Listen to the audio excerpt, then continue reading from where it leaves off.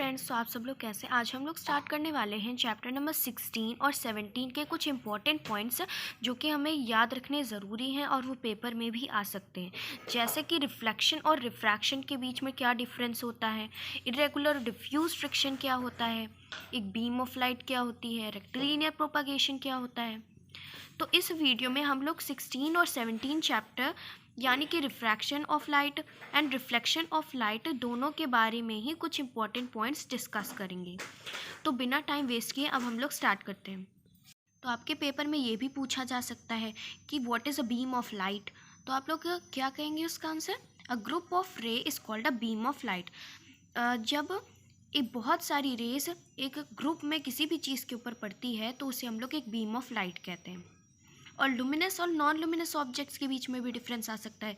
जैसे कि luminous objects वो होते हैं जो खुद की लाइट एमिट करते हैं, और नॉन लुमिनस ऑब्जेक्ट्स क्या होते हैं जो अपनी खुद की लाइट एमिट नहीं करते हैं। वो जो लाइट इनके ऊपर आती है वो दूसरों से लाइट लेकर, मतलब जैसे कि हम लोग अपने रूम में कैसे ऑब्जेक्ट्स को देखते हैं, क्योंकि जब हम लोग लाइट ऑन करते हैं तो लाइट एक लुमिनस ऑब्जेक्ट है, और जब ये लाइट पड़ती है ऑब्जेक्ट्स पे तो ये रिफ्लेक्ट होकर हमारे आँखों पे पड़ती है, फिर हम लोग उन ऑब्जेक्ट्स को देख पाते हैं, उसे हम लोग नॉन लुमिनस ऑब्जेक्ट्स कहते हैं। तो रिफ्लेक्शन ऑफ लाइट होता क्या है? जब एक beam of light bounce back होके किसी भी ऑब्जेक्ट से बाउंस बैक होके हमारी आंखों पे पड़ती है उसे रिफ्लेक्शन ऑफ लाइट कहते हैं। तो रेगुलर और डिफ्यूज फ्रिक्शन क्या होता है? रेगुलर फ्रिक्शन, जैसे कि हम लोग जानते हैं कि एक मिरर बहुत ही ज़्यादा स्मूथ सरफेस है। कोई भी स्मूथ सरफेस है, अगर उसके ऊपर एक बीम ऑफ लाइट गिरती है तो फिर जब वो रिफ्लेक्ट होगी तो सिर्फ वो एक ही डायरेक्शन में रिफ्लेक्ट होगी, उसे हम लोग रेगुलर रिफ्लेक्शन कहेंगे। जब एक बीम ऑफ लाइट किसी भी इरेगुलर या फिर अनइवन सरफेस पे जाएगी, फॉल होगी, तो जब वो रिफ्लेक्ट होगी वो डिफरेंट डायरेक्शंस में रिफ्लेक्ट होगी। तो अब हम लोग देखेंगे कि लॉज ऑफ रिफ्लेक्शन क्या है, first law of reflection and second law of reflection क्या है। तो फर्स्ट लॉ ऑफ रिफ्लेक्शन, जो एंगल ऑफ इंसिडेंट होता है और जो एंगल ऑफ रिफ्लेक्शन होता है वो सेम होता है हमेशा। मतलब अगर मैं यहाँ पे एक प्लेन सरफेस लूँ मिरर का, तो मान लीजिए कि यहाँ से लाइट आ रही है,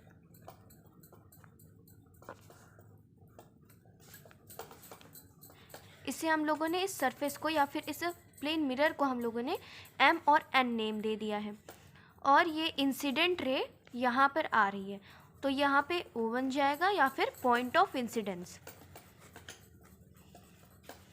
तो ये क्या है? Incident ray.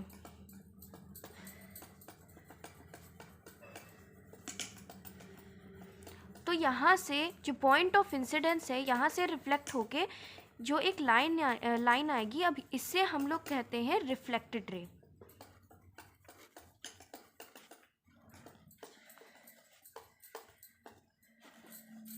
अब इसके बीच में से एक नॉर्मल लाइन भी निकल सकती है, तो ये जो लाइन निकलेगी इसे हम लोग एक्स से नेम कर देंगे और इसे ए भी नेम कर देंगे, तो ये हो जाएगी हमारी नॉर्मल लाइन।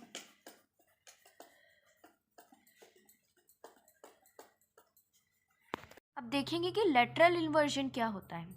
जब हम लोग प्लेन मिरर के सामने खड़े होंगे और अपना राइट हैंड अपलिफ्ट करेंगे तो उस जो प्लेन मिरर में जो इमेज फॉर्म होगी वो हमारा लेफ्ट हैंड ऊपर करेगा, तो इसी को कहते हैं हम लोग लेटरल इन्वर्जन। जैसे कि जब एक इमेज फॉर्म हो रही हो मिरर में तो उसमें इंटरचेंज होता है लेफ़्ट और राइट का, इसी को हम लोग लेटरल इन्वर्जन कहते हैं। तो जो इमेज फॉर्म होगी प्लेन मिरर में तो वो कैसी होगी?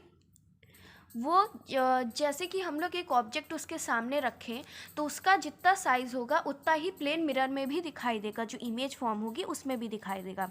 ऐसे ही जो ऑब्जेक्ट उसके सामने से जितनी दूरी पे खड़ा है वैसे ही जो ऑब्जेक्ट पीछे उस मिरर के आएगा, जो इमेज फॉर्म्ड होगी तो वो भी उतनी ही दूरी पर रहेगी। और जैसे कि हम लोग जानते हैं जो इमेज फॉर्म होती है वो होती है वर्चुअल। तो अभी इसमें एक इम्पॉर्टेंट चीज़ और है कि जब हम लोग एक मिरर को किसी भी एंगल, किसी भी डिग्री के एंगल पे रखें, 30 degree, 45 degree, 60 degree, 120 degree, 90 degree, किसी भी एंगल के डिग्री पे हम लोग रख दें तो कितनी इमेजेस फॉर्म्ड होंगी। तो इसी चीज़ को निकालने के लिए एक फॉर्मूला दिया गया है, n is equal to 360 upon जो भी आपको एंगल दिया गया है उसे हम लोगों को सॉल्व करने के बाद -1 से कर देना है। तो इसके लिए हम लोग एक एग्जाम्पल लेंगे, 90 ले लेते हैं। 0 से 0 गया, 3 3 ज़ा 9, 3 1 ज़ा 3 एंड 3 2 ज़ा 6। फिर से कट करेंगे, 3 1 ज़ा 3 एंड 3 4 ज़ा 12। 4 आया, अब 4 को हम लोग 1 से माइनस कर देंगे तो आ जाएगा 3। तो 90 डिग्री पे अगर हम किसी भी मिरर को रखेंगे और उसके सामने कोई भी कैंडल या फिर कोई भी ऑब्जेक्ट रखेंगे तो उसमें 3 इमेजेस फॉर्म होंगी। तो ऐसे ही करके आप लोग कितनी भी इमेजेस निकाल सकते हैं कि कितनी डिग्री पे एंगल पे कितनी इमेजेस फॉर्म्ड होंगी।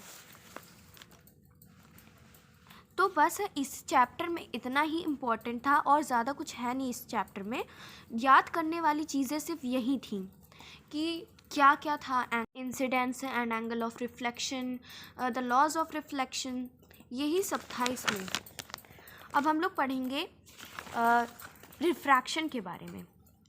तो सबसे पहले रिफ्लेक्शन हम लोगों ने क्या देखा था, जब एक लाइट या फिर एक बीम ऑफ लाइट किसी भी ऑब्जेक्ट पे फॉल होती है और वो बाउंस बैक होके आती है उसे हम लोग रिफ्लेक्शन ऑफ लाइट कहते हैं। अब हम रिफ्रैक्शन वो होता है जब एक लाइट एक मीडियम से दूसरे मीडियम में पास होती है उसे हम लोग रिफ्रैक्शन ऑफ लाइट कहते हैं।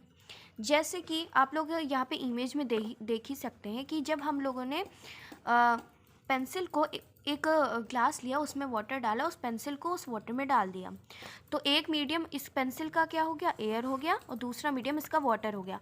तो जब हमने देखा कि एक मीडियम से दूसरे मीडियम में जा रही है तो ये बेंड हो रही है। इसी बेंडिंग ऑफ लाइट को या फिर इसी रिफ्रैक्शन को हम लोग क्या कहते हैं, रिफ्रैक्शन ऑफ लाइट कहते हैं।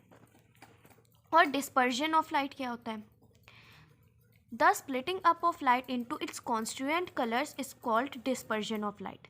जैसे कि हम लोग जानते हैं जब एक लाइट प्रिज्म में पड़ती है तो वो कॉन्स्टिट्यूएंट कलर्स यानी कि रेनबो कलर्स विबग्योर तो वो पास करती है। तो ये स्प्लिट अप हो रहा है, जैसे कि ये एक प्रिज्म है, ये एक प्रिज्म है। जब इस पे यहाँ पे हम लोगों ने यहाँ पे टॉर्च रखी है, मान लीजिए, मेरी ड्राइंग इतनी अच्छी नहीं है तो इस पे नहीं ध्यान दीजिए।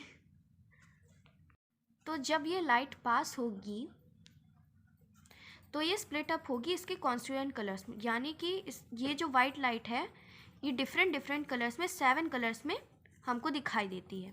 तो वो 7 कलर्स क्या होते हैं, विबग्योर होते हैं। विबग्योर मतलब रेनबो कलर्स मतलब रेनबो में कौन कौन से कलर्स होते हैं, violet, indigo, blue, green, yellow, orange and red. तो इसी को हम लोग जब ये लाइट, एक वाइट लाइट स्प्लिट अप हो रही है, बहुत सारे इसके कॉन्स्टिट्यूएंट कलर्स आ रहे हैं, विबग्योर कलर्स आ रहे हैं, इसी को हम लोग कहते हैं डिस्पर्जन ऑफ लाइट। तो अब हम लोग पढ़ेंगे लेंसेज के बारे में। तो लेंस हम लोगों ने पहले ही 7th क्लास में पढ़ा है कि 2 टाइप्स के होते हैं, कॉन्वेक्स एंड कनकेव। तो कॉन्वेक्स लेंस कौन सा होता है, तो कॉन्वेक्स लेंस हमारा मैग्नीफाइंग के यूज़ में भी आता है, और कनकेव लेंस जो हम लोग स्पेक्टेकल्स लगाते हैं या फिर स्पेक्ट्स लगाते हैं, चश्मा लगाते हैं, तो उसमें कनकेव लेंस यूज़ होता है। अब हम लोग देखेंगे कि एक स्पून में जब इमेज फॉर्म होगी वो कैसी होगी। तो ये एक स्पून है, इसकी जो बैक साइड होगी वो होता है कनकेव लेंस। कनकेव लेंस, इस चीज़ को याद करने का ये तरीका है कि ये एक केव जैसा, इस स्पून का बैक साइड एक केव जैसा है, तो इसे हम लोग कनकेव लेंस कहेंगे। और कॉन्वेक्स क्या है, इस स्पून के अंदर साइड वाला, इसे कहेंगे हम लोग कॉन्केव लेंस। तो इमेज जो आउटर साइड ऑफ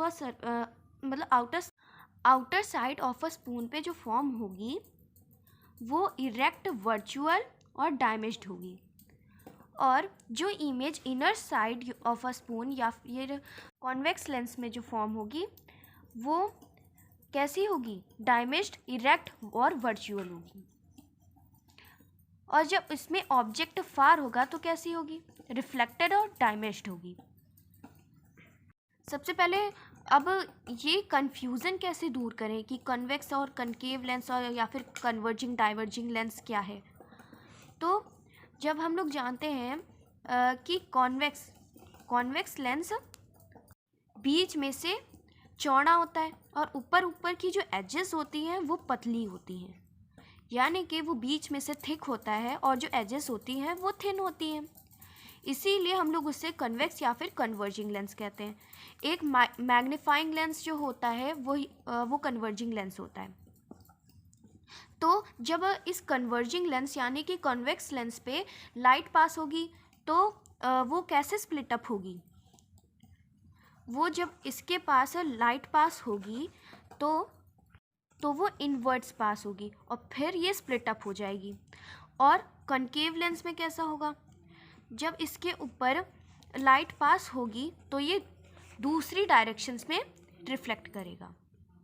तो ये कैसे लाइट रिफ्लेक्ट करता है? ये इनवर्ड्स और ये आउटवर्ड्स। तो अब हम लोग देखेंगे कि स्ट्रक्चर ऑफ आई क्या होता है। तो जो इमेज हम लोग देखते हैं तो वो कहाँ से देखते हैं? जो इमेज हमारी फॉर्म होती है वहाँ कहाँ पे होती है? कॉर्निया पे होती है। और जो आप लोग जानते होंगे कि 3 types of effects of vision होते हैं: myopia, hypermetropia and cataract. Myopia वो होता है जिसमें एक पर्सन को दूर की चीज़ें धुंधली दिखाई देती हैं और पास की चीज़ें उसे साफ साफ दिखाई देती हैं। अधिकतर लोगों में यही मतलब हम लोगों जैसे टीनेजर्स हैं तो उसमें मायोपिया के चांसेस ज़्यादा रहते हैं। और हाइपरमेट्रोपिया जिसे होता है उसको पास की चीज़ें धुंधली दिखाई देती हैं और दूर की चीज़ें उसे साफ दिखाई देती हैं। और जो कैटरैक्ट होता है यानी कि जो मोतिया बिंदु होता है जो कि बूढ़े लोगों में ज़्यादा होता है। तो ये जो डिफेक्ट्स ऑफ विज़न होते हैं किसकी वजह से होते हैं? सीलियरी मसल्स की वजह से होते हैं। अगर सीलियरी मसल्स रिलैक्स नहीं हो पाती हैं और तो जिनको मायोपिया होता है तो उनकी जो सीलियरी मसल्स होती हैं जब वो दूर की चीज़ें देखते हैं तो उनकी मसल्स थिन नहीं हो पाती हैं, पतली नहीं हो पाती हैं ताकि वो उसे सही से देख सके। और जब वो लोग पास में देखते हैं तो वो थिक तो रहती हैं लेकिन वो थिन नहीं हो पाती हैं। हाइपरमेट्रोपिया जिन्हें होता है उनकी जो सीलियरी मसल्स रहती हैं थिन नहीं हो पाती हैं। तो जो इमेज कॉर्निया पे फॉर्म होती है वो सिग्नल हमें कहाँ से मिलता है कि इमेज फॉर्म हो रही है? हम लोग कैसे देखते हैं? ऑप्टिक नर्व होती है हमारी आँखों के पीछे जो कि एक सिग्नल सेंड करती है हमारे ब्रेन को कि एक इमेज हमारे कॉर्निया पे फॉर्म हो रही है। तो इसे हम लोग प्यूपिल कहते हैं, इसे आइरिस कहते हैं और इसे लेंस कहते हैं। और जिसकी वजह से ये लेंस प्रोटेक्ट रहता है इसे हम लोग एक्यूएस ह्यूमर कहते हैं। और जो मसल्स होती हैं जो कि डिफेक्ट्स ऑफ विज़न का कारण होती हैं उसे हम लोग सीलियरी मसल्स कहते हैं। और इसके अंदर जो आई के अंदर ब्लू ब्लू सा होता है इसे हम लोग कहते हैं विट्रस ह्यूमर और यही होता है एक स्ट्रक्चर ऑफ आई। तो अब हम लोग पढ़ेंगे लीस्ट डिस्टेंस और नॉर्मल आई डिस्टेंस। तो लीस्ट डिस्टेंस क्या होता है? लीस्ट डिस्टेंस वो होता है कि एक आदमी या फिर कोई भी जब एक ऑब्जेक्ट को clearly near point of an eye से सही से देख लेता है तो उसे हम लोग कहते हैं लीस्ट डिस्टेंस। तो ये कितना होता है? 25 सेंटीमीटर होता है। तो फार पॉइंट ऑफ एन आई वो होता है जो मैक्सिमम डिस्टेंस एक नॉर्मल आई देख सकती है, जहाँ तक भी वो क्लियरली देख सकती है ऑब्जेक्ट्स को, उसे हम लोग फार पॉइंट ऑफ एन आई कहते हैं। तो ये कितना होता है? इन्फिनिटी पे होता है। तो अंधे लोगों के पढ़ने के लिए भी एक मेथड बनाया गया था, उसे बार्ले कोड मेथड भी कहते थे। तो ये किसने इन्वेंट किया था? लुईस बार्ले ने 1800s में। जो बार्ले सेल होता था उसमें सिर्फ 6 डॉट का यूज़ किया जाता था। जब ए का यूज़ करते थे तो उसमें ओनली 1 डॉट होता था। मतलब वो लोग छू के पता करते हैं कि वहाँ पे कितने डॉट है और वो कैसे हैं, तभी वो लोग पता कर पाते हैं कि वहाँ पे क्या लिखा है। तो अब हम लोग चैप्टर नंबर 18 अपने अगले वीडियो में देखेंगे। मेरे पिछले वीडियोस में एक कमेंट आया था, क्रिश राय ने किया था कि एसएसटी में हमें 6 चैप्टर पढ़ना है। तो जो नेक्स्ट वीडियो होगा मेरा वो उसी चैप्टर के ऊपर होगा, लेकिन जो उसका अगला वीडियो होगा साइंस में, जो हम लोग अगला वीडियो पढ़ेंगे वो 18 चैप्टर पढ़ेंगे द यूनिवर्स के बारे में।